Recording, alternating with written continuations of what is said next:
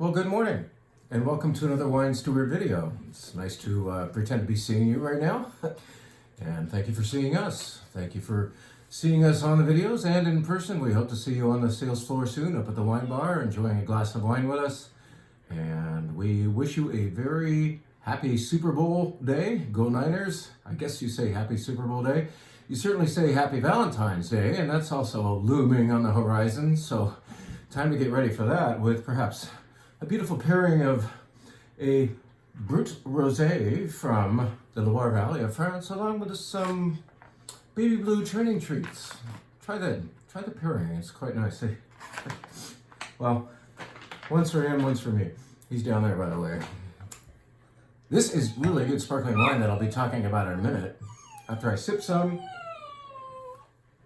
Good morning, Rusty, and tell you about some other things. So, let's ask you, first of all, if you might be in the mood for a wonderful Brunello di Montalcino. Do you know what Brunello di Montalcino is? It's perhaps the most respected and revered wine of Tuscany, Italy. It's made entirely of a grape called Sangiovese.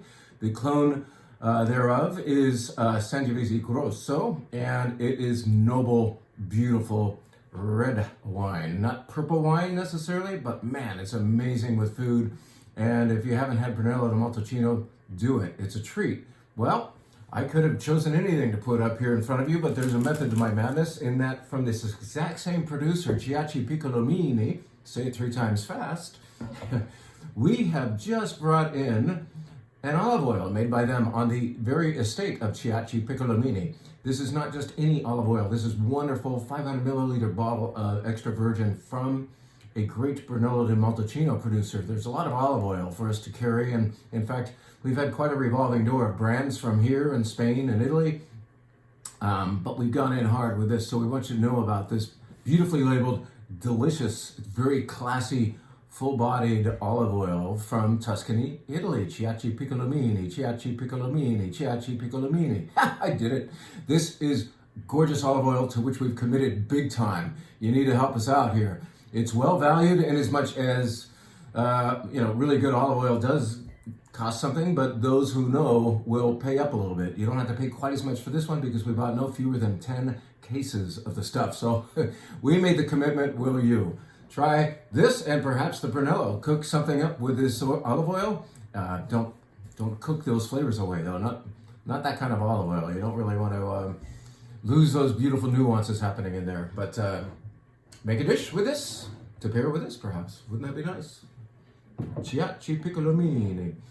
All right, for that thing called the Super Bowl coming up, yeah, we still have some of these. This is something that you would look so cool with in your hands as you walk into the Super Bowl party. You will no doubt be attending as of 3:30 this Sunday afternoon.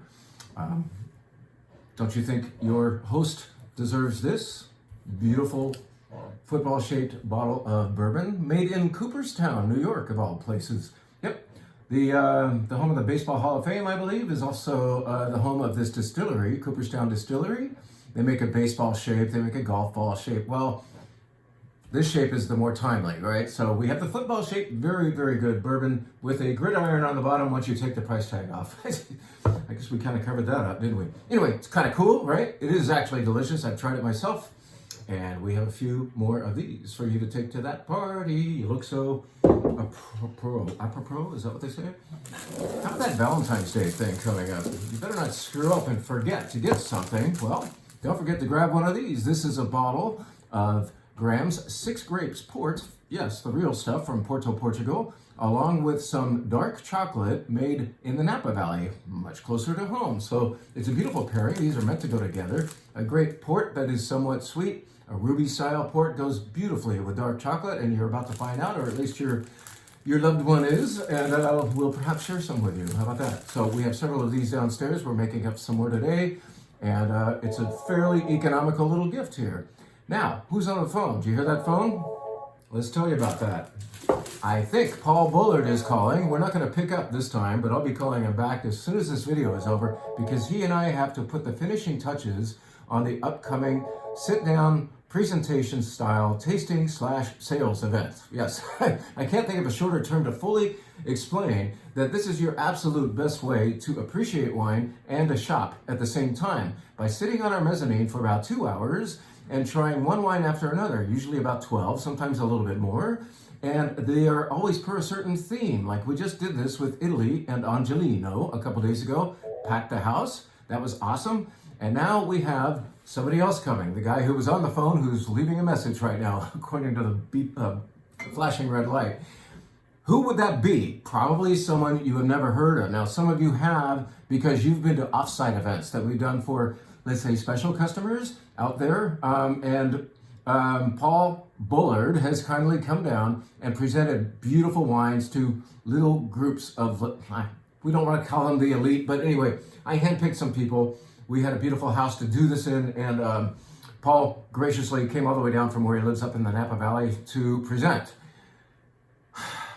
Well, more of you should know what he does because he, at bottom, is a wine lover, and he's a lover of diversity, and he appeals to those of you who are lovers of wine diversity. Yes, we all have our druthers, we all have our favorites, but we who truly love wine keep the door open for things we've never had before and for a broad horizon of wonderful things from all over the world. And that is, in fact, what Paul will be bringing. Now, Paul historically has shown some of the most important wines of the Napa Valley. He used to represent Bryant family, of all things, and other producers thereof like that. And yet, he doesn't anymore, and yet he's got a beautiful book. I'm looking for this bottle. I can't find it.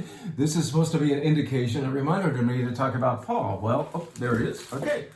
Some of you know this wine. Some of you know this wine by its former label, but this is a Gigondas that Paul sells us. Yes, besides domestic wines, Washington State and California, Paul also represents the wines of Bone Imports, a fantastic Bay Area-based importer, certainly a worthy rival to Kermit Lynch. And this is a Gigondas that we've been carrying for years. The label changed, so you might not recognize the look, but you who love Southern French wine have almost certainly had this Gigondas in the past, and this 2020 version is singing. So get this Momi Rye in your mouth, along with probably a dozen others when Paul visits on Sunday, I think it's the 18th. So it's 2 Sundays away at 5 in the afternoon. So we won't start too late because it's a Sunday. We'll close the store and start the event. How about that? And I look forward to having you there. We're going to present this as a, you purchase your seat on thewinesteward.com. So I'll soon be posting that, and you guys can sign up for this event that I haven't really fully described what we're pouring. And I can't because we have to finalize the list. I have some great ideas, and so does Paul. We're going to get together on the phone in just a minute. And just, I promise you, delicious diversity and different price points. And you're going to learn and you're going to say yum at the same time. How about that? Boom. Come see Paul and myself at the wine bar 2 Sundays hence. Let's show you one more spirit, just to remind you that we are in fact in the spirits business and that we're not just in the hoity-toity spirits business. It is true that when you come in and look at our selection out on the sales floor and inside the rare and collectible room, you're going to see a lot of labels you don't recognize. I do promise you that we have tasted everything and we've chosen these more artisanally made things, smaller production. Artisanally made just sounds fancier. And we are behind everything that we've chosen, whether tequila or whiskey or gin. There's a lot of gin. Jim likes gin. Or vodka. And yet on the lower end, on the affordable end, we've also chosen some things that once again you haven't heard of, but may actually be better than the big brands that you see down the street at the grocery store. This is a great example, a vodka that sells for the mid-teens. I think it's $15.99, something like that. $14.99. The price just got better. When does that ever happen anymore? Anyway, Bellechasse, this is made in northern France with hard winter wheat, and it has a really nice texture. And its vendor has told me that he's showing this to fine bars throughout the Bay Area, and one by one, those bars are knocking the well vodka or even better vodka, like I won't name names, but names that you vodka lovers would know. They are saying goodbye to those and introducing Bellechasse to their customers. It's a beautiful value in vodka. Texture is what this gives you. Great vodka shouldn't really taste like much. It should just feel nice on the palate. And this does that for a lower price. Bellechasse, check it out. Right on. Let's tell you now about what's going on in the wine bar. I won't describe all of the wines, but let's in fact describe that sparkling wine that I was enjoying a minute ago. You wouldn't tell by the dark glass and the rather dark label and the mysterious name Eclipse that this is a rosé. And earlier I was calling it a Brut rosé. I was incorrect. This is actually ever so slightly off dry, meaning it's not as dry as a Brut. Making sure. This is 100% Gamay from the Loire Valley of France. It has beautiful floral, slightly herbal, and earthy qualities. And on the palate, it is so cheery. This is a beautiful, pinkish, sparkling wine for Valentine's Day or any day. And it is the sparkling wine of the week on our wine bar. Try this Eclipse from a small producer in the Loire Valley of France. I won't tell you about all of the whites on the white flight. I will tell you about the first white on the white flight and then move on to the reds. But this should be noticed because it doesn't get noticed. The varietal is Pinot Blanc, better known as Pinot Bianco in Italy. And it is, it's even got a third name in German that I'm forgetting right now. I'll remember it, about Weissburgunder. And up there they do speak some German in the far northern Italian region of Alto Adige, formerly part of the Austro-Hungarian Republic. Hence the German, the street signs in German and Italian up there and so on. They do speak it. Anyway, Pinot Bianco is what we're going to call this today. Weissburgunder is what we can call it because it is in fact from Alto Adige. Let's just say that this grape is not always astounding in its character. It's always good, but if you put it right next to Chardonnay, you might like Chardonnay better. If you don't like Chardonnay, you might like this better because it's more innocent. It's a little cleaner in its flavors.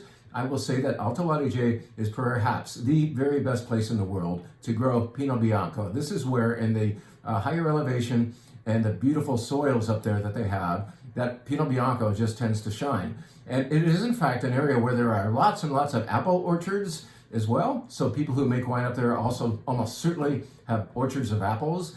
And this wine kind of has connotations of that. It is a dry wine, but the fruit, it's delicate, maybe golden delicious apple quality going on. Think that way when you have this Pinot Bianco from Elena Volk, a great producer of the Alto Adige. Yes, we also have her Pinot Grigio, we have her Lagrein, but try a wine that you might not pick up unless we endorsed it. And this is in fact the first white on the wine bar flight, the white flight, of course. Let's now show you a wine that is in the Only by the Glass section. This is a wine that's just been hanging around downstairs. It is fabulous wine, but nobody knows what the hell it is. And so they leave it alone. So I decided, well, let's give it the time of day. Let's bring it upstairs and serve it as a wine by the glass only wine. The best way to really know a wine is by a whole glass, the whole tasting thing. You might miss out on the great inherent qualities of a good wine. It might just like get by you with just a 2-ounce pour of that stuff. So why not commit to a whole glass of a rather higher end Washington State wine, not made of Cabernet, not made of Merlot or Syrah, but made entirely of Tempranillo. You don't see that very often, but this is Tempranillo as grown in the Rocks district of Walla Walla. What's interesting is that I call it a Washington State wine, and yet you've just said past the leaving Washington State and then viewed the Welcome to Oregon sign as you whiz by and all of a sudden see fields of rocks, huge rounded rocks that roll down from somewhere. Certainly when they're that round, you know they rolled from somewhere else, alluvial, but big suckers a la Chateauneuf-du-Pape.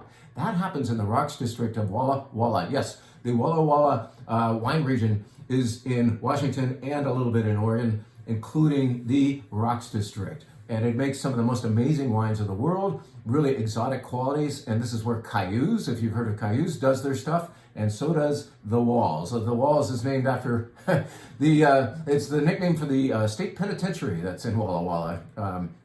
This wine is certainly not what they're serving there, but it is really, really good. It's called Wonderful Nightmare. That's just the nickname. It's a term that Ernest Hemingway used when he was referring to the running of the bulls in Pamplona, Spain. So he would call that activity a wonderful nightmare.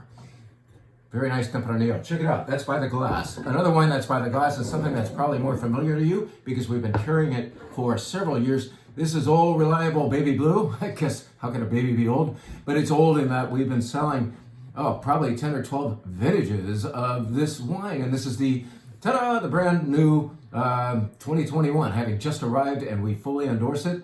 They even made a great 2020, and not a lot of people could in that smoke year, but here comes a 2021 that is jam-packed with flavor. It's about 85% Cabernet this year. They reserve the right to just call it a blend, and therefore name it varietally. So 85% Cabernet, joined by Cabernet Franc and Malbec and Merlot, and believe it or not, a little bit of Syrah is also in there. But this is like a people's choice kind of a wine. Take this to the Super Bowl party, it will be gobbled up. They will say, that is good, and where did you buy it? And you can tell them, you got it here. Baby Blue from Blue Rock Vineyards. This is made mainly of Alexander Valley fruit. It's all Sonoma County, all right? Lovely wine by the glass, all right? So get to know a full glass of that. Let's take you through the red flight real quick and then let you go. But let me tell you that kind of per Valentine's Day, we're getting out the curvy glass, the big centrally rounded glass, and using that glass entirely for all of the 5 reds. So in other words, these are wines that really love what we call New World style Pinot Noir glass. It's the more elongated glass that kind of goes in and goes up a little bit more for like another inch. And it's become one of our absolute favorite glasses to present wine in, certain wines. Now, I wouldn't have a Cabernet in it, but we're not pouring Cabernet in this flight. We're doing a bunch of wines that smell really good. And they might not be heavy, but they are heavy in character. They have beautiful, exotic, and perfumey qualities, all of these. And that's accentuated in that glass, which I don't have here to show you, but you've seen it before if you've visited our wine bar. What better wine to put into that glass first than a Gamay, 100% Gamay, from the region of Beaujolais, and an area within Beaujolais called Renier. So you see Renier in big bold print, and that's one of the best areas for the Gamay grape within Beaujolais, which is south of Burgundy, right, class? I think we had this very wine last week in the class that we're doing at Las Positas College. So they liked it, and they should try it again. So hey, classmates, come on in. This is going to be a fun flight of, like I said, beautifully scented wines. We want you to pay attention, especially to nose. They might not be as full-bodied as you always drink, but that will be compensated for with this nose. This is a 100% Grenache from the Barossa Valley of Australia, which might have you thinking it's going to be big and thick and rich and heavy because, well, that's what they do there in Barossa, Australia, right? Well, that's not what they did here, and I really respect Yalumba for really honoring a grape instead of over-making it, you might say. This is a very, very old vine Grenache that is delicate on palate with some beautiful acidity and so fragrant. And I invite you to move that glass around and check this wine out for not seconds, but minutes. Check out that scent right when we pour it and then keep moving it around. This is, in fact, a Grenache that I've had on my desk as the wine level went down from here to here to here to here, and tried it. I tried it for 4 days straight, and it remained great. In fact, it got a little more relaxed and better on day 2 and 3. So that's why we give it to our Wine Adventure Wine Club, and now you all have access to a very charming Grenache from Australia. Wine number 3 takes you, of course, did you expect this on the flight using a Pinot Noir glass, to Pinot Noir. And this announces the arrival of the brand new vintage of Olonada. This is from Falcon Hill Vineyard in the Santa Cruz Mountains, and it's got pretty nice darkness considering where it's from. It's not overmade. We don't like overmade wines necessarily, but this Pinot Noir is full of flavor. It's very nice, and it's very nicely priced as well. It's fairly affordable for what it gives you. Olonada Pinot Noir is number 3 on your red flight. Number 4 on that red flight, we mentioned Gigondas before. Well, this is Gigondas from another producer in that region. Yes, Gigondas sounds funny, not the name of a grape, it's the name of a wine region, which is near another more famous wine region called Châteauneuf-du-Pape. So you're about, a 10 minutes drive away from Châteauneuf-du-Pape when you're arriving here in Gigondas, a charming village and a great place for Grenache-based wine. And this is one that we just brought in, the last 3 cases in existence. And per the other Gigondas, this one's a little more traditional. What I mean by that, it's a little drier on the palate. You might want to order that cheese platter to go along, but it is very honest to goodness Gigondas. You should check it out by a guy named Xavier. Wouldn't you like to have been named Xavier and have your name start with an X? How do I say that? All right, finally, the final wine on the flight. I think we've told you about this in a newsletter lately. Well, let's put our wine where our writing was and stick it on the wine bar. So this is yet another Pinot Noir, the final one of the flight. And when you look at it, you'll say, I kind of expect the last wine in a red wine lineup to be the darkest and richest. Well, when you look at it, you're going to see something rather translucent in appearance. And the body is soothing. It is maybe kind of rich, but it's not an over-the-top wine, and yet it stays on your palate. This wine is big in its length of experience. How about that? On your palate and in your memory. A wine has memory. Like once the wine has gone down and you can still taste it in a positive way, that is a great memory. A wine with that is memorable. How about that? Windy Oaks, which is a really cool winery to visit in Corralitos. Corralitos is just south of Aptos, Santa Cruz mountains area. You're only a few miles in from the Pacific Ocean, so this vineyard feels that, and you're 900 feet up, so this vineyard also feels the benefits of elevation. And finally, you're right next to a redwood forest, and I think that is also felt in the delicate scent of this beautiful Pinot Noir that finishes the red flight at the wine bar. Well, go Niners, happy Valentine's Day. Don't forget to sign up for a evening of beautiful wine diversity with a pro on the subject, Paul Bullard, which will soon be appearing on thewinesteward.com. Thank you for everything you do, and we will see you soon. Go Niners! Can't say that often enough. Come on, Brock. Throw a touchdown. And another. And another.